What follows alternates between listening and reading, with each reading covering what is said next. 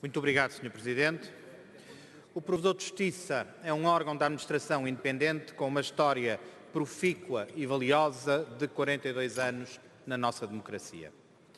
Ao longo deste tempo, institucionalizou-se como um baluarte respeitado e omnipresente na defesa dos direitos dos cidadãos e, particularmente, na tutela dos direitos fundamentais.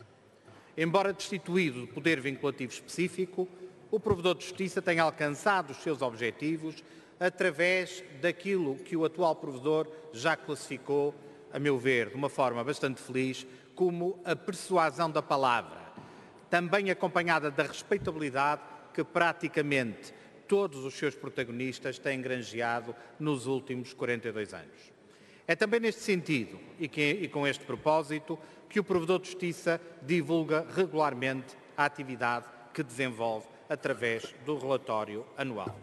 Este relatório é o espelho da ação do Provedor e a comprovação da atual imprescindibilidade deste órgão da administração independente.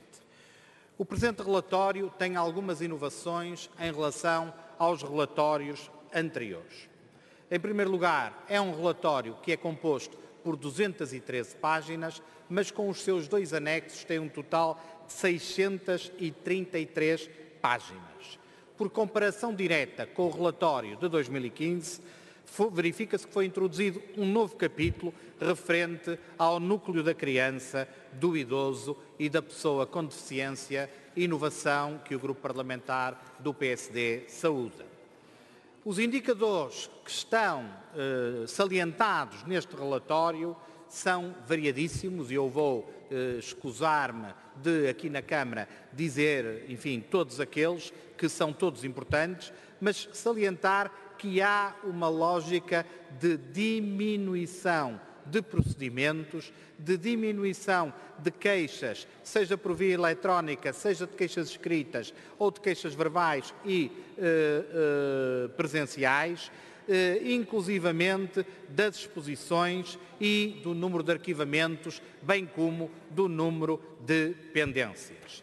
Em relação às matérias sobre as quais têm incidido mais as exposições e as queixas dos cidadãos, verifica-se que nos procedimentos as matérias da segurança social estão em primeiro lugar, com 21,3%, depois a fiscalidade com 18,9%, a relação de emprego público com 10% e a administração da justiça apenas com 7,5%. Foram, como é sabido, para além desta lógica de diminuição das queixas e das exposições dos cidadãos, o Sr. Provedor de Justiça, no âmbito dos poderes que lhe estão legalmente conferidos, formulou 3 pedidos ao Tribunal Constitucional. Na audição realizada na primeira comissão, no passado dia 14 de junho, o Sr. Provedor de Justiça, para além de ter apresentado o seu relatório e as preocupações fundamentais que nele estão íncitas, salientou 2 queixas concretas. Em primeiro lugar, uma relativa às instalações da Provedoria. Diz o Sr. Provedor que estas instalações não estão, de modo algum, adequadas à recepção e ao acolhimento dos cidadãos com deficiência. Em segundo lugar, o Sr. Provedor renovou uma queixa, que não é nova, em relação ao Mecanismo Nacional de Prevenção da Tortura, que foi cometida à Provedoria em 2013, mas que não foi acompanhado de um aumento de verbas e da necessidade de um incremento do apoio logístico. O Grupo Parlamentar do PSD entende que durante os anos da austeridade em que o país procurava sair da situação da aflição financeira e orçamental em que outros o deixaram, estas restrições eventualmente seriam compreensíveis.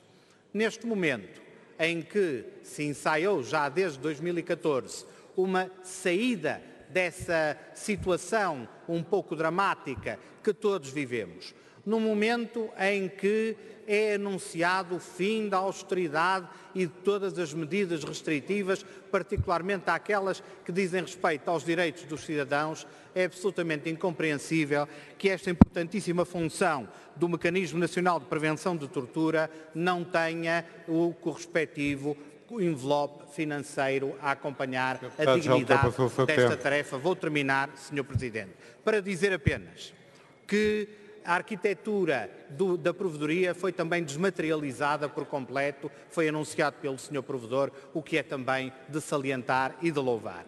Dizer apenas, Sr. Presidente, se me permite, que o Provedor de Justiça ganhou raízes na arquitetura administrativa e político-constitucional da nossa democracia.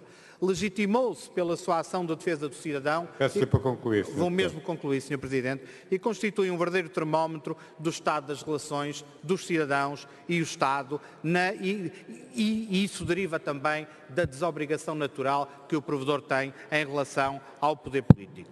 Para além da sua legitimidade Obrigado, formal, Sr. Deputado. Já ultrapassou largamente o tempo. O Provedor Peço-lhe para ganhou concluir. legitimidade material e saudamos a apresentação deste relatório. Muito obrigado. Obrigado. Tem a palavra.